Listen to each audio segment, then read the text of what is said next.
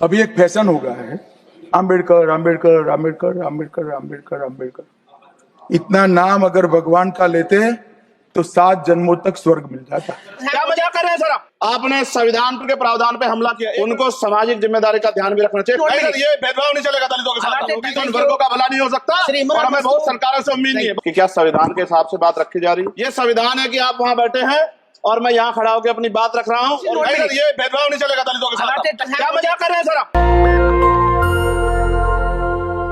आज हम संविधान की गौरवशाली यात्रा पे बात करने के लिए चर्चा कर रहे हैं। कल से ये चर्चा चल रही है सर। मैंने बहुत सारे दोनों पक्ष के और जितने भी हमारे मेंबर है सुना सर, उनको बड़े बड़े नेता हैं सर। इसके भाग 1 में लिखा हुआ है India that is Bharat, Hindustan नहीं लिखा हुआ है सर। लेकिन सारे नेता संविधान पे चर्चा कर रहे हैं लेकिन हिंदुस्तान ही कहेंगे, भारत कहने की हिम्मत नहीं जुटा पा रहे हैं। ये बड़ा सवाल है सर कि क्या संविधान के हिसाब से बात रखी जा रही है। मैं धन्यवाद दूंगा फूले साहब बाबा साहब अम्बेडकर को और मेरे नेता मान्यवर साहब श्री काशीराम को। 25 नवंबर 1949 को संविधान को सौंपते हुए डॉक्टर बाबा साहब अम्बेडकर ने कहा था कि 26 जनवरी 1950 को हम विरोधाभास भरे जीवन में प्रवेश करने जा रहे हैं। राजनीतिक जीवन में तो हमारे पास समानता होगी लेकिन सामाजिक और आर्थिक जीवन में असमानता होगी। क्या ये चुनौती आज 75 साल बाद दूर हुई है? भारत ने 26 जनवरी 1950 को संविधान लागू होने के साथ खुद को एक संप्रभु लोकतांत्रिक और गणतांत्रिक राज्य होने का ऐलान किया। लेकिन सर उस समय संविधान की स्थिति ये थी कि जैसे गांव का कोई आदमी, मैं 50 की बात कर रहा हूं, वो 50 साल पहले शहर में आ जाता और बड़े लोगों की महफिल में चला जाता, उस जहां वो खाना खा रहे हो, और वो टेबल पे नैपकिन को खा के जो है ये कहता कि ये तो फीका, क्योंकि वो जानता ही नहीं था, वो समझता नहीं था संविधान को, संविधान है क्या। संविधान उसके लिए महज दस्तावेज था। ये जिम्मेदारी थी राजनीतिक दलों पे कि वो संविधान को व्यवहार में लेके आते। और इसके इतने सारे आर्टिकल हैं, अगर इनको व्यवहार में लाया जाता तो मुझे लगता कि आज देश बहुत बदल गया होता। बाबा साहब ने कहा था कि लोकतंत्र भारतीय भूमि का केवल ऊपरी पोशाक है, उनके अनुसार यहाँ की संस्कृति अनिवार्य तौर पर लोकतांत्रिक है। भारत जैसे गरीब और गैर बराबरी वाले देश में संविधान के जरिए छुआछूत खत्म करना, वंचितों के लिए सकारात्मक उपाय करना, सभी वयस्कों के लिए मतदान का अधिकार देना और सबके लिए सम्मान अधिकार तय करना, ये बहुत बड़ी उपलब्धि थी सर।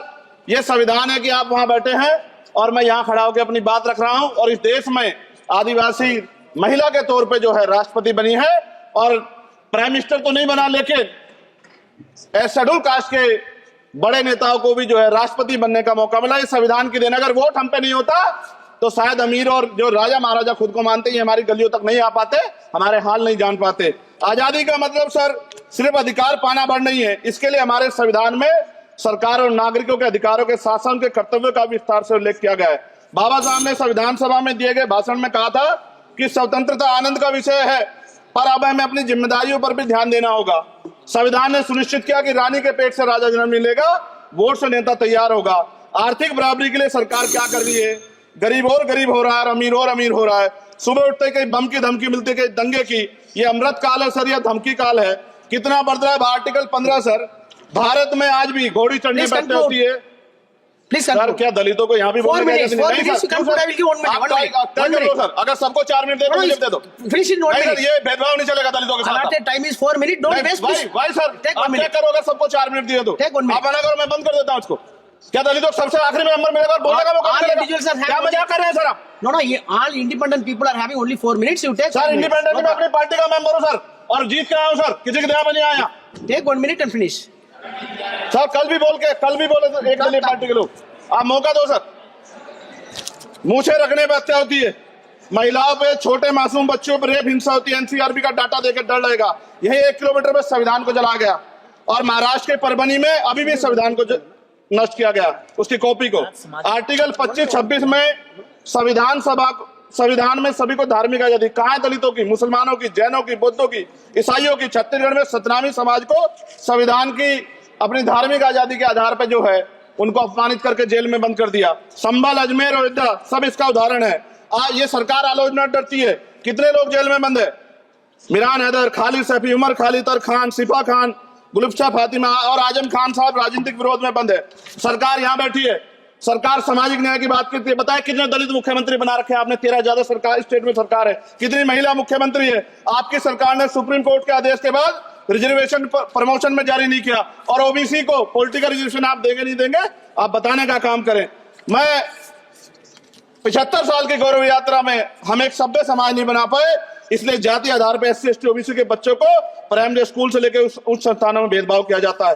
सरकार निरंकुश हो गई, कोई बुलडोजर से कार्रवाई करता है। कल मंत्री जी ने कहा हमने राष्ट्रीय पिछड़ा वर्ग आयोग बनाया, 69 शिक्षक भर्ती में उसकी सिफारिशों को नहीं माना। EWS के जरिए आपने संविधान पे आरक्षण के प्रावधान पे हमला किया। 1 मिनट में खत्म कर रहा हूं सर।